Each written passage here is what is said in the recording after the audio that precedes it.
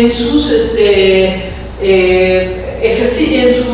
en sus materiales de estudio, y les voy a pedir que estos dos ejercicios los hagan ustedes solos como una práctica, ¿verdad? Que traten de utilizar las estrategias, que no olviden que hay que identificar los datos, que todo lo que hemos visto a lo largo de este video, para que puedan resolver esos problemas, ¿sí? Y si alguno de ustedes tiene duda acerca de cuál es la respuesta correcta, no duden en enviarnos un mensaje por vía de WhatsApp o al correo electrónico de la escuela, para que podamos establecer un contacto personal con aquellos que están trabajando y que quieren saber cuál es la respuesta correcta. Nada más quiero hacer la aclaración que esto significa, el significado de este símbolo 2 y luego 2.5, ¿verdad? Significa, fíjense como dice, la razón de cal y arena en el mortero es de 2.5 no se lee así, se lee 2 a 5, y esto significa que por cada 2 unidades de cal se ponen 5 unidades de arena en el mortero, ¿sí? Entonces, con esa aclaración, pueden por favor resolver esos dos problemas y quedan de tarea. ¿Sale? Bien. Hemos trabajado esta parte. Ahora vamos a trabajar la segunda parte de la clase, ¿sí? Las operaciones con conjuntos. Entonces, para las operaciones con conjuntos, voy a hacer una exposición en el pizarrón completa del tema, y verán que es bastante simple. Pongan atención, por favor. Voy a trabajar con el pizarrón. La teoría de conjuntos es una rama de la matemática que trabaja con colecciones. Los conjuntos son colecciones, ¿sí? de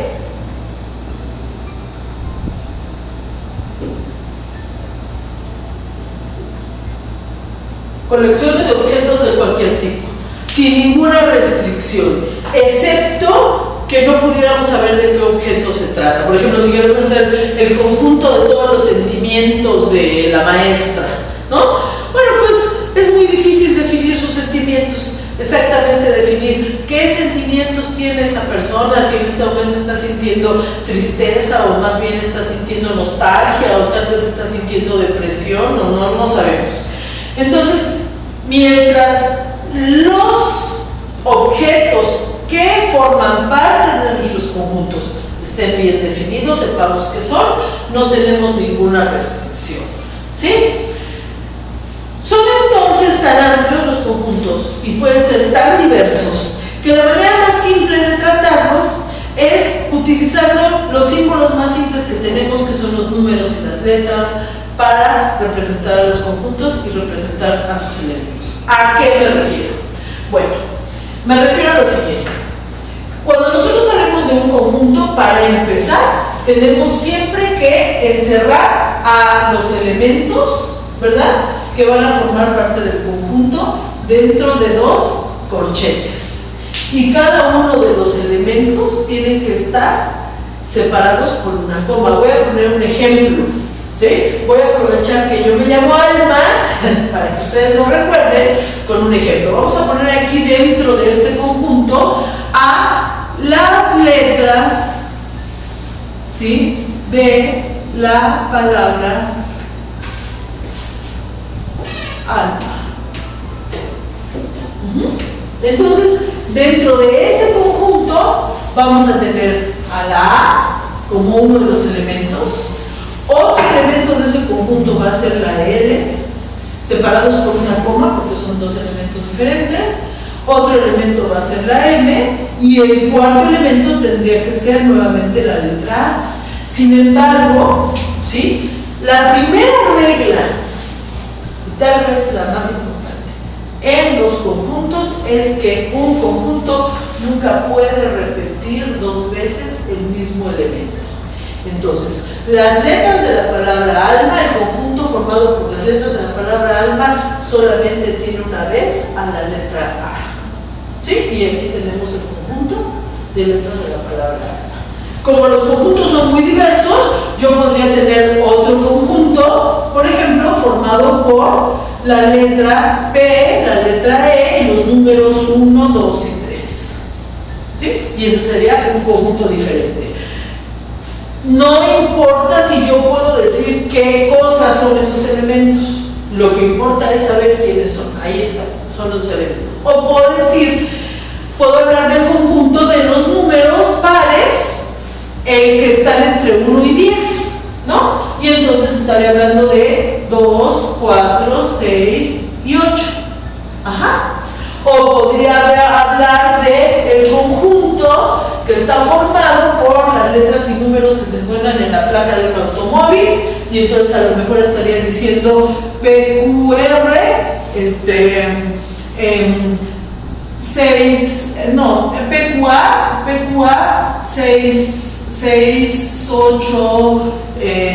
1. ¿Sí? Vamos a ponerlo así. PA681. ¿Qué les parece? Entonces, ahí tengo 3 conjuntos diferentes, de hecho 4 conjuntos diferentes, y es usual a cada uno de los conjuntos ponerles un nombre. Y la forma más sencilla de nombrar los conjuntos es utilizar letras mayúsculas para cada uno de ellos, no importa qué letra use, ¿sí? Esa es la forma más sencilla de nombrarlos.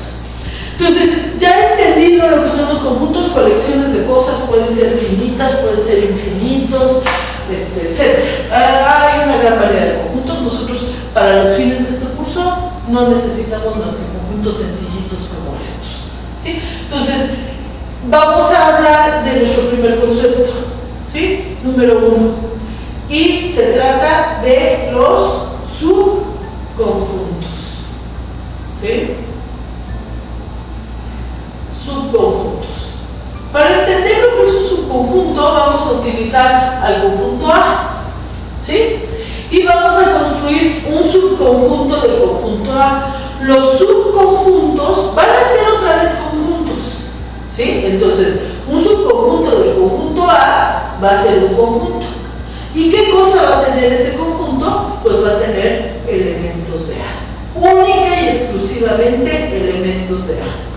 Entonces, un subconjunto del conjunto A podría ser el conjunto que tiene a la A y a la L. Otro podría ser el que tiene a la A nada más. Otro podría ser el conjunto que tiene a la A, a la L y a la M. A pesar de ser A, porque miren, es idéntico a A, también es un conjunto de A, porque yo lo que le voy a pedir a los subconjuntos es que todos sus elementos sean de A. Entonces, que es A, todos sus elementos son de A, pues sí, porque es A, ¿verdad? Entonces, A es un subconjunto de sí mismo, ¿sí? Este es otro subconjunto, este es otro subconjunto, y también podría tener a otro subconjunto formado por L y M, o el conjunto formado solo por la M, etcétera, ¿verdad? Todos esos son subconjuntos del conjunto A, ¿sí? Y así podría tener subconjuntos del conjunto C o subconjuntos del conjunto D, ¿sí? Dentro de los subconjuntos del conjunto C podría mencionar al conjunto que tiene nada más al 2, o al conjunto que tiene al 2, al 6 y al 8, o al conjunto que tiene al 8 y al 6, etcétera, ¿no? La única condición es que todos los elementos de los subconjuntos sean elementos del conjunto C. Entonces, subconjuntos, vamos a poner aquí elementos para su definición, ¿sí? Un subconjunto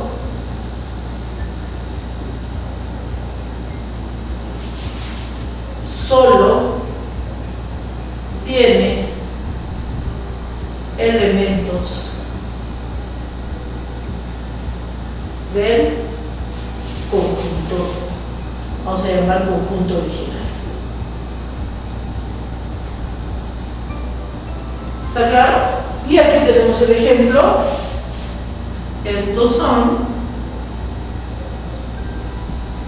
3 subconjuntos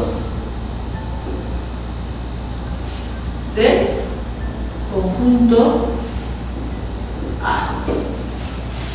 Un subconjunto, observen que cada uno tiene sus corchetes para indicar que este es uno, este es otro y este es otro, por eso digo que estos son 3. Hay más, pero nada más esos estamos poniendo como ejemplo. ¿Sí? Esos son los subconjuntos. Número 2. Los conjuntos se pueden operar, ¿sí? Así como los números se pueden sumar, restar, multiplicar y dividir, y esto se hace bajo ciertas reglas, también los conjuntos, entre los conjuntos se realizan operaciones. No son las mismas operaciones que en los números y por lo tanto reciben otros nombres. La primera operación es la operación unión. Se representa con una U mayúscula, ¿sí? Y se trata de formar uniones así, por ejemplo, la unión del conjunto A unido con el conjunto B. ¿Está claro? Ahí lo tenemos escrito. El conjunto A unido con el conjunto B. ¿Qué va a hacer esto? ¿Qué va a dar como resultado? Bueno, para empezar, el resultado va a ser un nuevo conjunto. ¿Sí? Lo vamos a poner entre corchetes. Y lo que vamos a poner aquí dentro va a ser a todos los elementos de A, L, M, y también a todos los elementos del conjunto B. P, E, 1, 2, 3. Vean qué simple es la unión. La unión pone todos los elementos de uno y todos los elementos de otro, ¿verdad? Tengo que observar un detalle importante. Miren, por ejemplo, si yo uno al conjunto C con el conjunto D, ¿verdad? Lo voy a hacer aquí, C unión D, ¿sí? Entonces pondré a todos los elementos de C 2, 4, 6, 8, ¿sí? Ahí están los elementos de C. Y ahora pondré a todos los elementos de del conjunto D. Entonces pongo a P, pongo a A, ¿verdad? Y ahora me toca poner a 6, pero 6 ya está puesto. Y no puedo violar la primera regla de los conjuntos, no se vale poner 2 veces un elemento. Entonces este 6 ya lo tengo aquí, ya no lo repito. El 8 igualmente ya lo tengo aquí, ya no lo repito. Y después pongo al 1, ¿sí? Y aquí tengo C unido con D. Es importante que sepan que no importa el orden. Puedo poner el 1 primero, o el 1 al final, el 8 en medio, o el 8 donde yo quiera. ¿Sí? El chiste es que estén todos y que C unido con D va a ser exactamente lo mismo que D unido con C. Y esa es la unión de los conjuntos, ¿sí? La tercera operación se llama intersección. Lo voy a escribir aquí. Intersección, ¿sí?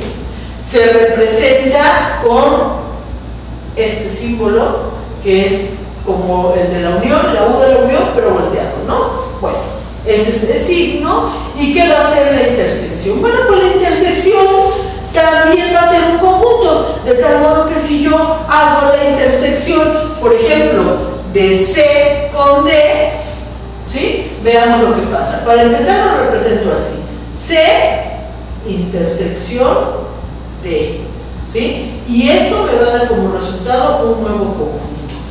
Y lo que este conjunto va a tener van a ser a los elementos que C y D tengan en común, ¿sí? ¿Quiénes están en común? Bueno, pues el 6 está en C y el 6 está en D. Y el 8 está en C y el 8 está en D. Y no hay ningún otro elemento común. Por lo tanto, los que van a la intersección son el 6 y el 8. ¿Sí? Los elementos comunes. Veamos otra intersección. Por ejemplo, la intersección de B con C. ¿Quién es B intersección C? Bueno, pues hay que observar a B, ¿verdad? Que tiene P, E, 1, 2, 3. Y a C, que tiene 2, 4, 6, 8. Y podemos observar que el único elemento común es el 2. Entonces, en el caso de la intersección de B con C, solamente vamos a poner a un elemento que es el número 2. ¿Sí? Y veamos ahora lo que sucede cuando yo hago la intersección, por ejemplo, de A, déjenme ponerlo con otro color para que no se confunda en la escritura, de A con B, A intersección B. Y observen los dos conjuntos, A tiene ALM y B tiene PE 1, 2, 3. No hay elementos comunes. Por lo tanto, en el conjunto intersección no hay elemento alguno. Este conjunto sí existe, sí es un conjunto y se llama conjunto vacío. ¿Sí? Entonces, en ese caso, la intersección es el conjunto vacío. ¿Sí? Bien, vamos a ver la cuarta operación. Y esta es la última. La cuarta operación es la diferencia. ¿Sí? Y la vamos a representar con el signo de resta, A menos B. Fíjense bien, si ustedes ponen atención en la definición, van a ver qué fácil. ¿Sí? A menos B va a ser un conjunto. ¿Y quién va a estar en ese conjunto? Déjenme hacerlo con otro, que no sea A y B. Luego hablamos de A y B. Vamos a hacerlo con B y C. ¿Sí? Vamos a hacer B menos C, que me parece que son más adecuados para ilustrar. ¿Sí? El conjunto B menos C es el conjunto B al que se le ha quitado C. Eso es. Entonces, vamos a ver. Ponemos primero a B. PE 1, 2, 3. Ahí está B. Y ahora quitémosle los elementos de C. ¿Qué elementos tiene B que también estén en C? Ah, pues el número 2. El número 2 está en B y está en C. Y como yo estoy quitando a C, porque dice B menos C, entonces tengo que quitar al 2. Entonces me queda PE 1 y 3. Y eso es B menos C. No se confundan con el proceso al revés. Otra cosa es C menos B. En el caso de C menos B, tengo a C 2, 4, 6, 8 y tengo que quitar los elementos de B. ¿A quién voy a quitar? Pues solamente al 2 porque es el único que puedo quitarle a C. ¿Sí? Y entonces vamos a tener como resultado 4, 6 y 8. ¿Sí? Esas son las operaciones básicas que tenemos entre conjuntos.